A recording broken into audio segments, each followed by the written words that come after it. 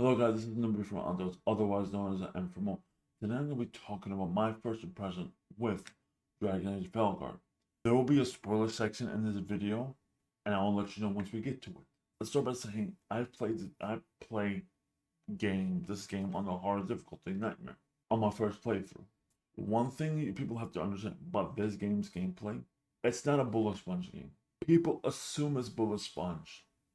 Oh, it's a bullet sponge. Oh, it's a bullet sponge. It's not a bullet sponge game. This game is based on using the vulnerabilities effectively. I'm gonna reiterate this: using the enemy's vulnerability effectively. An enemy is resistant to fire, but you're using a fire weapon. Like, what are we doing here? What are we doing here? If you use cold, then you get more damage from cold. See, and you have to plan effectively. Like, you use your weapons, use your vulnerabilities effectively. The only thing people can claim bullet sponging is the bosses, but bosses are made to be bullet sponging. Bosses have more health because they're bosses, mid bosses, higher tier enemies, right? Like, what are we talking about here, guys? Like, what are we talking about? The skill tree in this game is made with a passive system in mind. It's not centered around skills. Skills are cool. This is why you have 3. But I feel like the main character should have at least four of them, or skills and an ultimate. That would be fine. But this game is centered around the passive system. How you build your character based on your passive abilities. Do you get more damage? Do you get this? Do you get that? Are you more of a thunder mage? Are you like, it's based on the passive system in mind. You can go through one skill tree route, but it's based on the passive system in mind. That's what this game is based around. You can also do other things. You can upgrade your items, upgrade your weapons. It's made on that. It's not made on the skill system like our previous games were. It's based on the passive system. What buffs you can get for your characters, basically like that. In this game, there's also the barrier and physical system where to attack his true health, you have to destroy his barrier with magic or the physical with melee attack. This type of gameplay requires a little more thought before you plan your attacks, instead of just raw dogging it and just pressing X to win. This is not that type of game. The exploration in this game seems cool, but it's mostly locked until you get all your companion abilities. And it finishes a good chunk of side quests because some areas are locked from side quests. There are permanent buffs and chests. You get, like, there's a purpose to explore, to get better items, to get better stats and stuff like this. Like, there's a purpose behind exploration. There's a purpose behind exploration.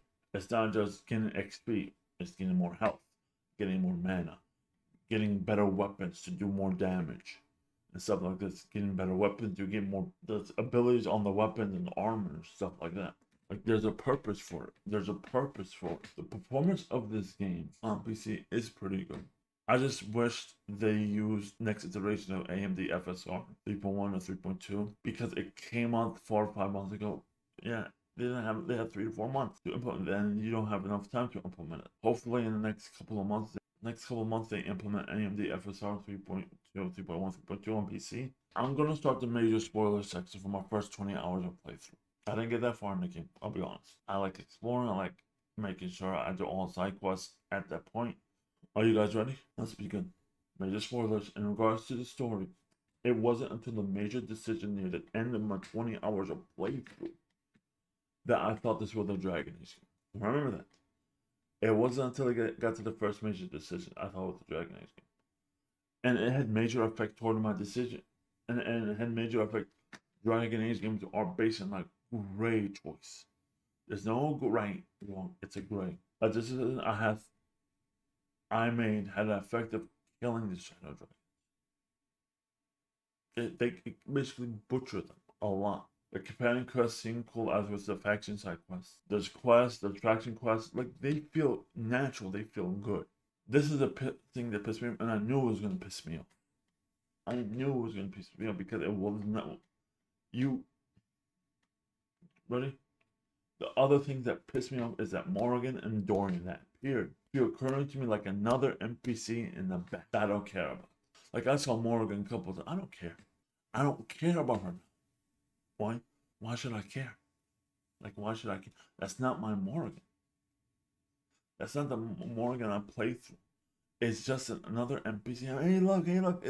Look at this stick. Look at this stick. I burned my. I got burned at work. This is not my Dorian that romance Iron Bull.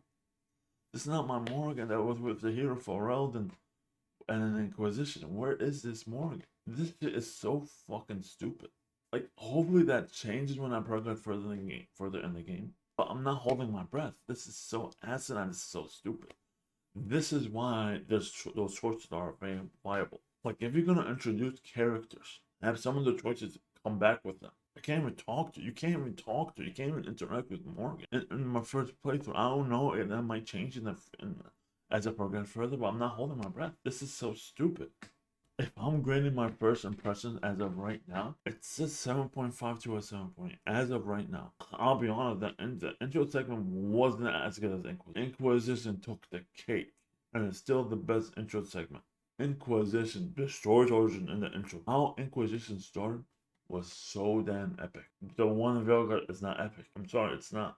If I'm grading first impression, it's a 7.5 to a 7.8. Hopefully when I'm done with the game, that changes. I hope it goes to an 8 to 8, but it's, no, at most it can go to an 8.5. At most it can go to an 8.5, but I'm not holding my breath here. I'm hoping that 10-year wait will be worth it. This is the end for Mo. And remember to like, comment, and subscribe. It helps me a lot. See y'all later.